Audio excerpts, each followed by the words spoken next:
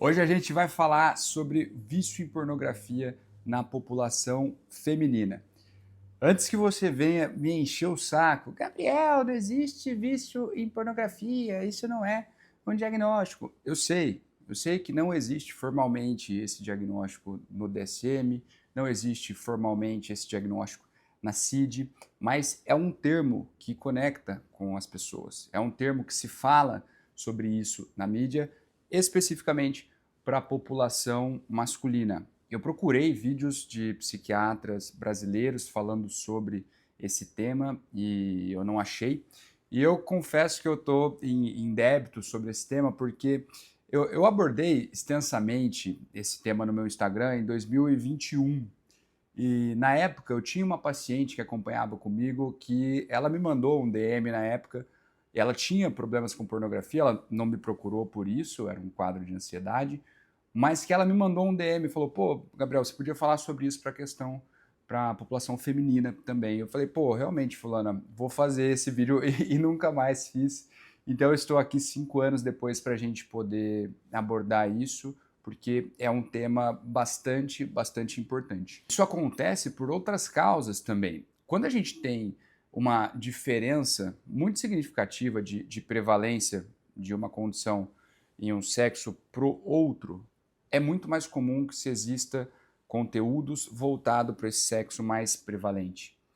Por exemplo, se fale mais, transtorno da personalidade borderline, a gente fala muito mais em mulher, é difícil você ver conteúdo disso voltado para homem. Dependência química, alcoolismo, a gente fala muito mais para homem, embora existam programas fantásticos aí de mulher dependente química, mas é só para vocês entenderem o porquê que a questão da pornografia é muito mais voltada para os homens. Para vocês terem uma ideia, a prevalência de um uso problemático aí de pornografia por homens pode chegar a 20 a 25%, enquanto que para mulheres esse número é de 7%, dados de 2025. 7% é pouco? Eu sinceramente acho que não. É mais do que TDAH, é mais do que esquizofrenia, é mais do que algumas dependências químicas, é mais do que alguns transtornos de humor. Então, a gente deve abordar isso extensivamente, porque causa muito sofrimento para quem o tem. Para vocês terem uma ideia, a prevalência de um uso problemático ou vício em pornografia em mulheres em 2010 era de 0,7%. E hoje esse número se aproxima a 7%. Cresceu muito, 10 vezes nos últimos 15 anos. E aí a discussão do porquê isso está acontecendo é uma pauta para um outro vídeo. Mas o fato é que isso acontece, isso traz sofrimento, e a grande maioria das mulheres tem vergonha de falar sobre isso com o seu médico ou até mesmo com seus amigos. Então, bora abordar isso nesse vídeo. Sempre que a gente vai avaliar uma dependência, seja ela química ou comportamental, a gente tem que tomar em consideração, levar em consideração o impacto que isso causa na vida do sujeito, seja no âmbito pessoal, no âmbito de amizades, no âmbito profissional. Então, isso começa a ter muito espaço na vida daquela pessoa. E isso acontece de uma forma que a pessoa ela não tem mais 100% a capacidade de decisão. Muitas vezes acontece um ciclo de um pensamento intrusivo relacionado àquele tema vir de uma forma tão intensa, junto com o desconforto, e o comportamento ou a substância alivia isso. Muitas vezes seguido de culpa, mas na hora, de fato, acaba sendo muito prazeroso. E existe ali uma recorrência, com certeza existe uma recorrência com prejuízo na vida dessa pessoa. Muitas vezes vai existindo uma busca por vídeos específicos, cenários específicos, atores específicos, e a pessoa às vezes não se contenta com aquilo que trazia a satisfação anteriormente. Então é como se fosse existindo uma tolerância, seja no tipo do vídeo, seja no tempo consumindo o vídeo, seja na cena do vídeo. Tudo isso acontecendo de forma recorrente e levando a pessoa a ter prejuízo, seja no sexo real, seja nas relações reais, seja no autocuidado, seja no lazer, mas um prejuízo essa pessoa começa a ter por conta do uso. E aí, eu queria trazer um ponto para vocês, porque eu fui dar uma lida para fazer esse vídeo aqui com vocês, nesse tema, e uma coisa me chamou muita atenção, que é o quê? A prevalência de sintomas de transtorno de estresse pós-traumático comórbido com dependência de pornografia em mulheres. 57% das mulheres que têm um vício em pornografia apresentam sintomas de transtorno do estresse pós-traumático. É uma prevalência muito, muito alta. 57% de comorbidade em psiquiatria é uma porcentagem estrondosa. E como psiquiatra, isso me intriga um pouco, né? Porque você pode ter um trauma levando a uma dependência de pornografia, você pode ter um trauma levando a um quadro depressivo, você pode ter um trauma levando a transtorno de personalidade, você pode ter um trauma abrindo um quadro de transtorno bipolar. O impacto do trauma na vida do sujeito. Nisso o Freud realmente estava bastante certo. Então, 57% tem sintomas de transtorno de estresse pós-traumático. E 42% preenchem critérios de fato para transtorno da personalidade borderline, que também tem vivências traumáticas de outras naturezas, mais relacionado à validação, abandono. Agora, 57% é um número muito expressivo, mas existem outras coisas que as mulheres que desenvolvem uma compulsão por pornografia parecem ter. E aqui a gente vai falar de alterações neurobiológicas para além do trauma, tá? Então, são pacientes que elas parecem ter um nível de estresse muito alto. Quando vai avaliar eixos hormonais, o eixo hipotálamo, hipófise adrenal, ele parece estar hiperativo nessa população. Lembrando que isso não é uma alteração específica dessa condição. Hiperatividade de eixo hipotálamo hipófise adrenal é muito, muito comum de alteração neurobiológica, neuroendócrina, em vários transtornos da psiquiatria. De falar que grande parte deles, tá? Mas isso acontece também nessas pessoas que desenvolvem o problema com pornografia.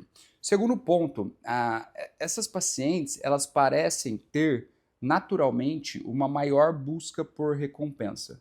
O sistema de recompensa dessas pacientes parece estar hiperativo. E não necessariamente isso acaba acontecendo com a pornografia, pode ser com o uso de substâncias, pode ser com esporte, pode ser com outros comportamentos, outras substâncias, mas as pacientes que desenvolvem uma compulsão, um vício em pornografia, parecem ter essa busca por recompensa bastante presente. E também são pacientes que apresentam desregulação emocional com frequência. O que é isso? A pessoa tem um difícil manejo de emoções negativas, geralmente reagindo de uma forma amplificada ou desproporcional ao evento estressor. Por exemplo, tem frustração, tem algum comportamento autolesivo ou tem uma frustração, explode, fala coisa de forma impulsiva.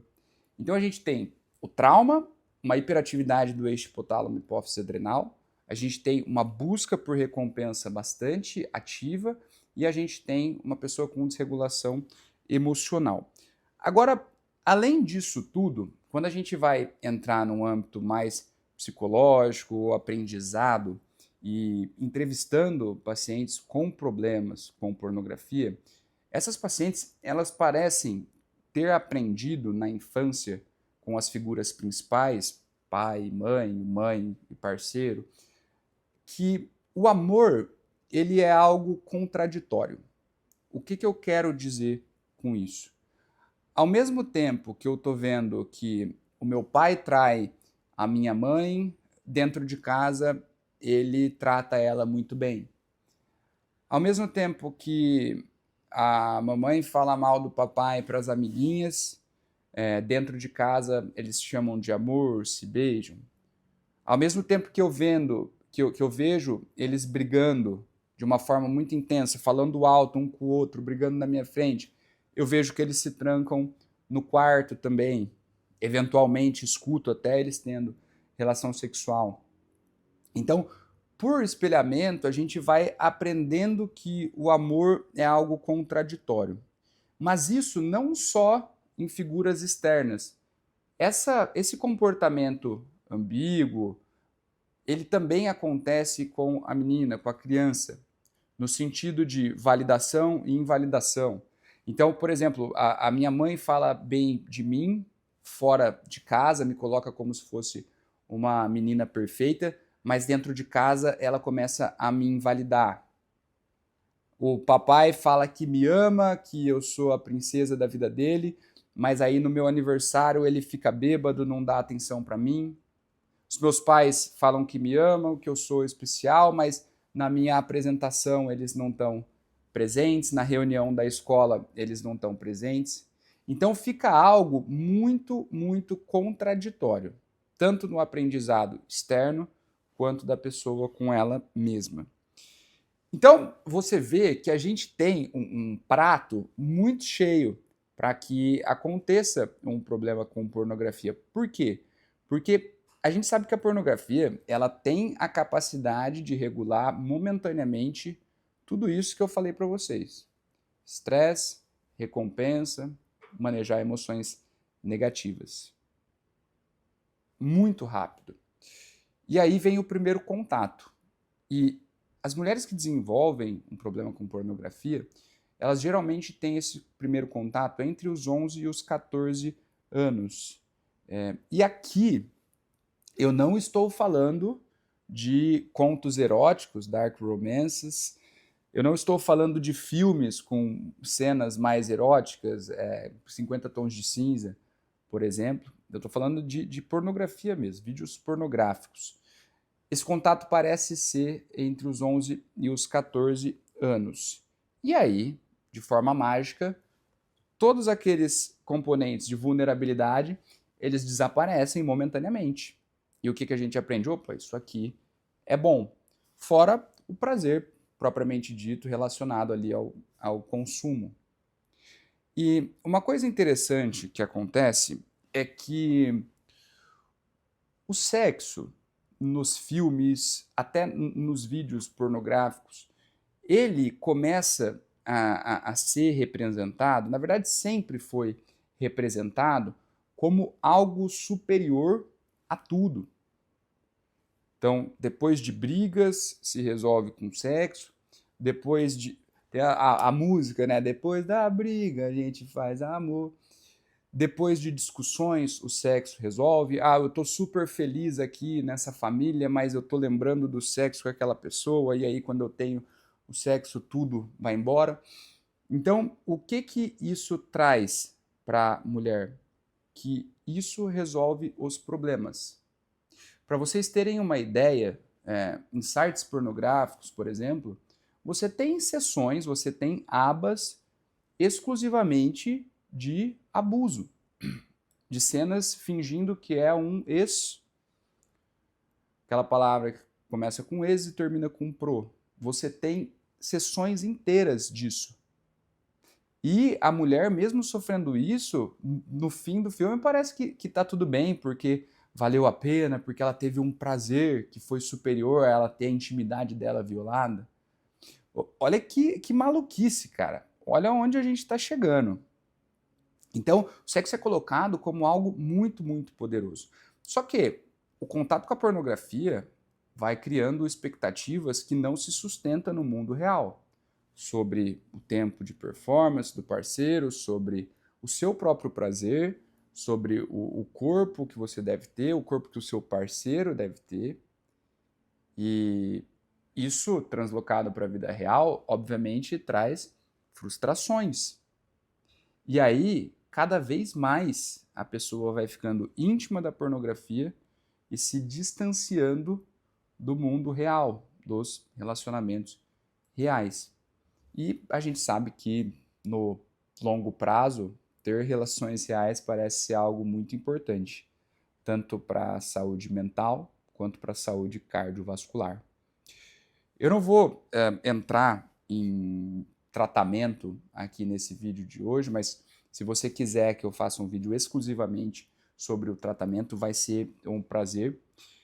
E eu vou deixar na descrição do vídeo link para consultas e eu vou deixar na descrição do vídeo também um link para um e-book que eu tenho sobre como melhorar da depressão através de aspectos comportamentais e técnicas de pensamento.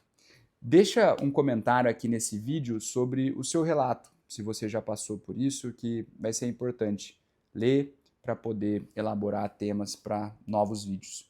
Não esquece de me seguir e deixar o joinha aqui no vídeo. Um abraço!